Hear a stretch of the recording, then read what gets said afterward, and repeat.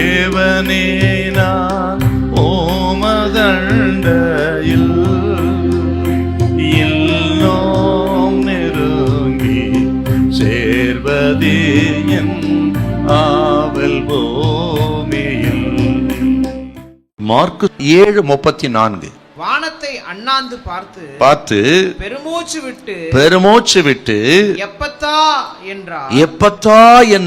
அதற்கு திறக்கப்படுவாயாக என்று அர்த்தமா? அதற்கு திறக்கப்படுவாயாக என்று அர்த்தம்.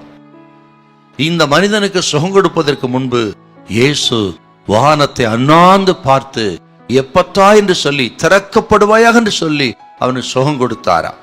அப்படின்னா ஏன் வானத்தை அண்ணாந்து பார்த்தான்னு கேட்டீங்கன்னா, இந்த மனிதனுக்காக ஆண்டவர் பிதாவினிடத்துல மன்றாடி ஜெபித்தார்னு அர்த்தங்க. இந்த மனிதனுக்காக இயேசு ஜெபம் பண்ணினார். இதை கேட்கிற உங்களை பார்த்து கர்த்தர் சொல்கிறார், இயேசு யாருன்னு கேட்டீங்கன்னா, ஆக உங்களுக்காக ஜெபிக்கிறவர், உங்களுக்காக பிதாவினிடத்துல பரிந்து பேசி ஜெபிக்கிறவர். இன்றைக்கும் பிதாவின் வலது பார்ஸ் வீற்றிருந்து இயேசு உங்கள் பலகீனங்களுக்காக, உங்கள் பாவங்களுக்காக, உங்களால் ஆக முடியாது என்று தவிக்கிற காரியங்களுக்காக, உங்களுக்காக மரித்த, உங்களுக்காக பாடுபட்ட, உங்கள் உணர்வுகள் எல்லாம் அறிந்த, உங்கள் சோதனை அறிந்து கொள்வதற்கு சோதிக்கப்பட்ட இயேசு உங்களுக்காக பரிந்து பேசி கொண்டிருக்கிறார். பயப்படாதீங்க. இந்த பலகீனத்தின் மத்தியில, வியாதியின் மத்தியில, கைவிடப்பட்ட நிலைமையில உங்களுக்கு யார் துணையா இருக்கிறாங்களோ இல்லையோ, ஆனால் உங்களுக்காக துணை நின்று ஜெபிக்கிற, வேண்டு செய்கிற இயேசு இருக்கிறார்.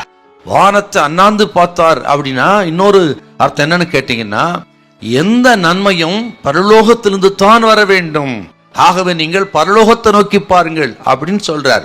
மனுஷன் முகத்தை அல்ல, மனுஷன் கைகளை அல்ல, நீங்கள் நம்பின மனுஷனை சார்ந்து அல்ல, எந்த ஒரு நன்மையும் பரத்திலிருந்து தான் கொடுக்கப்படுகிறது.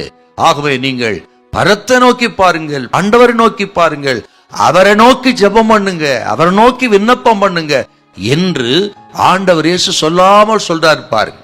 ஆகவே ஆண்டவர் சொல்றாரு, இன்னைக்கு ஜெபம் பண்ணுங்க, உபவாசம் பண்ணுங்க, அவர் கரத்தை நோக்கி பாருங்க, பரலோகத்தை நோக்கி ஜெபம் பண்ணுங்க. உங்க ஜெபத்தை ஆண்டவர் கேட்டு நிச்சயமா உங்களுக்கு ஒரு அற்புதத்தை கர்த்தர் செய்வார். இந்த எப்பத்தா என்று சொன்னால் திறக்கப்படுவாயாக. இப்படி ஆண்டவர் வானத்தை அண்ணாந்து பார்த்து எப்பத்தா என்று சொன்ன உடனே அவன் செவிகள் திறக்கப்பட்டது, நாவின் கட்டுகள் அவிழ்ந்து அவன் செவ்வையாய் பேசினான். நான் சொல்லுகிறேன், இன்றைக்கு அவருடைய கரம் வல்லமையானது, அற்புதமானது.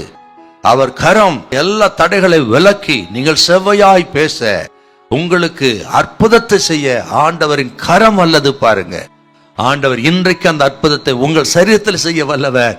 அவர் கரத்தினால தொட்டு குணமாக்குவார். எல்லா தடைகளையும் இயேசு விலக்கி போடுவார். ஹல்லேலூயா, ஹல்லேலூயா.